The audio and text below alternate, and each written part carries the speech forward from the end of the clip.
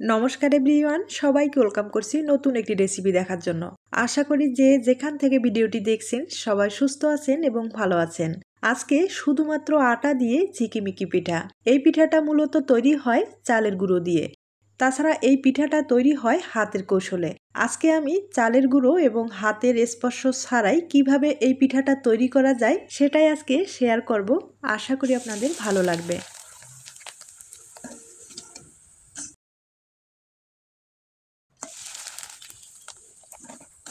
এবার চলুন মূল রেসিপিতে যাওয়া যাক।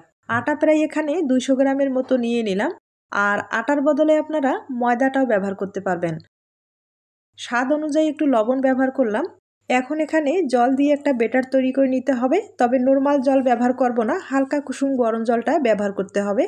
তবে ফুটন্ত গরম জলটা না দেওয়াই ভালো, আঙ্গুল যেন চুবানো যায় সেরকম গরম দিলেই হয়ে যাবে। আর জলটা আমি একবারে দিচ্ছি না, বেশি কম হতে পারে, তাই অল্প অল্প করে জলটা দিয়ে আমি ব্যাটারটা তৈরি করে নেব। আর আটা অথবা ময়দার যে ব্যাটারগুলো হয় সেগুলো কিন্তু একটু দানা ভাব থেকে যায়, সেই অনুপাতে এই ব্যাটারটা কিন্তু একটু সময় নিয়ে ভালোভাবে ফেটিয়ে নিতে হবে।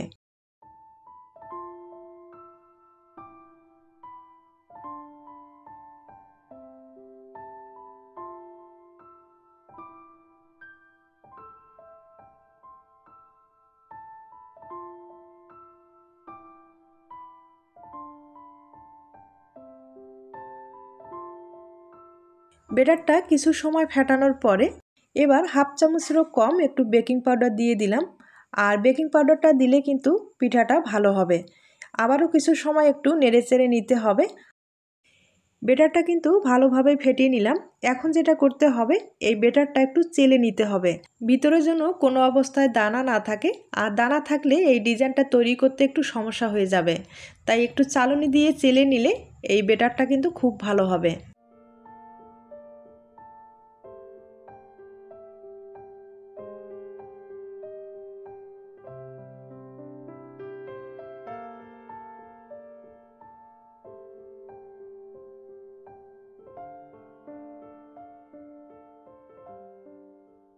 এবার আমি কিছুটা ব্যাটারে একটু ফুড কালার দিয়ে দিব, তাই সামান্য পরিমাণে ব্যাটার একটু আলাদা করে নিলাম। আপনাদের ফুড কালারটা পছন্দ হলে দিয়ে দিবেন অথবা স্কিপ করতে পারেন, কোনো সমস্যা নেই।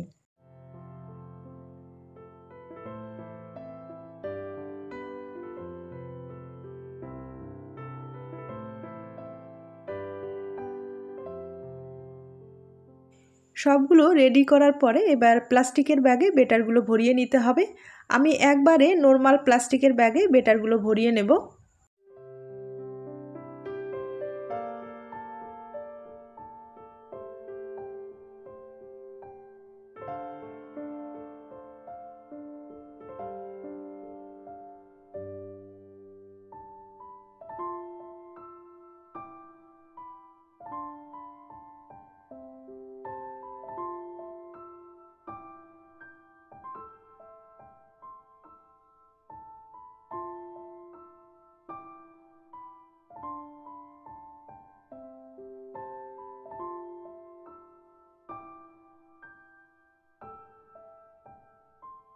ব্যাটারগুলো আমি রেডি করে নিলাম, এবার আপনাদের চুলায় নিয়ে যাচ্ছি।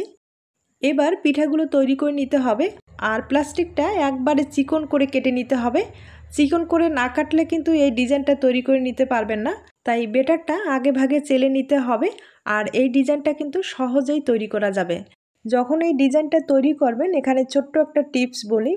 হাতটা কিন্তু ধীর গতিতে ঘোরানো যাবে না, একবারে দ্রুত গতিতে ঘুরিয়ে এই ডিজাইনটা তৈরি করে নিতে হবে।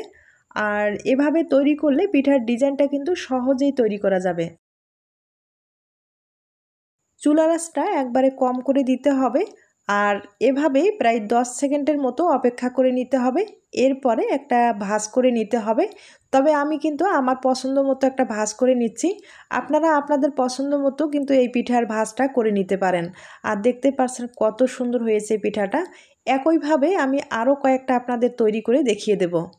এই পিঠাগুলো হয়তোবা চালের গুঁড়ো দিয়ে খেয়েছেন, তবে আটা অথবা ময়দার এই পিঠাগুলো একবার হলো খেয়ে দেখবেন। আর এই পিঠার স্বাদটা আপনারা নিজেরাই অনুভব করতে পারবেন।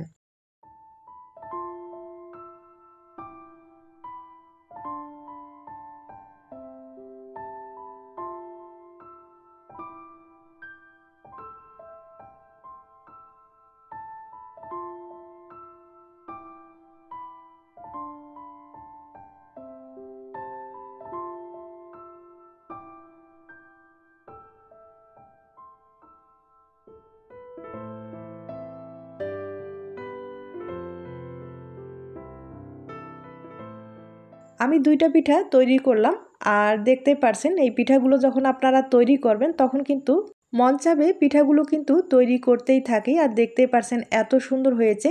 আমি একইভাবে যে ফুড কালার দিলাম সেগুলো কিন্তু একটু তৈরি করে আপনাদের দেখিয়ে দিচ্ছি।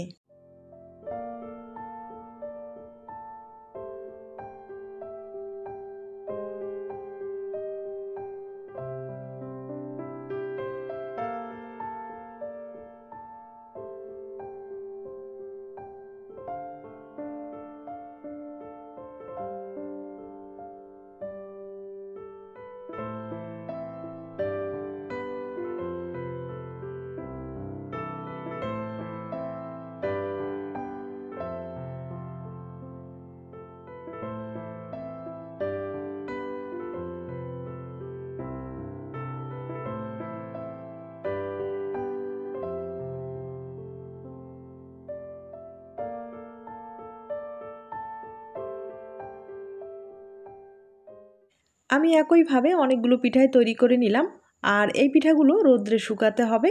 আমি রোদ্রে শুকিয়েও নিয়েছি, বেশি সময় লাগেনি, 2 হতে 3 ঘন্টার মতো হলেই কিন্তু শুকিয়ে যাবে।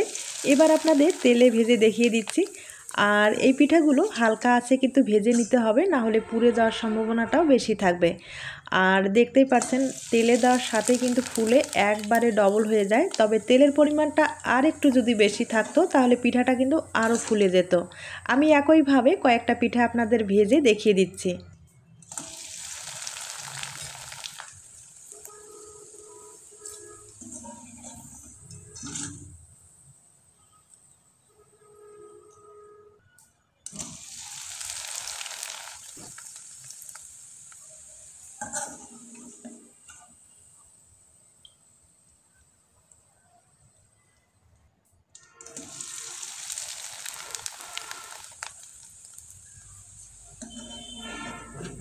আমি একইভাবে 5টা পিঠা ভেজে আপনাদের দেখিয়ে দিলাম। আর একটা কথা তো বলাই হলো না, এই পিঠাগুলো যদি সংরক্ষণ করতে চান সেক্ষেত্রে কিন্তু ভালোভাবে রোদ্রে শুকাতে হবে। আর এই পিঠাগুলো কিন্তু বছর জুড়ে সংরক্ষণ করা যাবে। এবার আপনাদের আমি ভেঙে দেখিয়ে দিচ্ছি। দেখতেই পারলেন চালের গুঁড়ো ছাড়া আটা অথবা ময়দা দিয়ে কম সময়ে এই পিঠাটা তৈরি করা যায় আর খেতেও কিন্তু দুর্দান্ত টেস্টি। একবার হলেও বাড়িতে ট্রাই করে দেখতে পারেন। আজ তাহলে এই পর্যন্ত, নতুন রেসিপির সাথে আবার দেখা হবে। সবাই ভালো থাকবেন, সুস্থ থাকবেন এবং নিরাপদে থাকবেন। নমস্কার।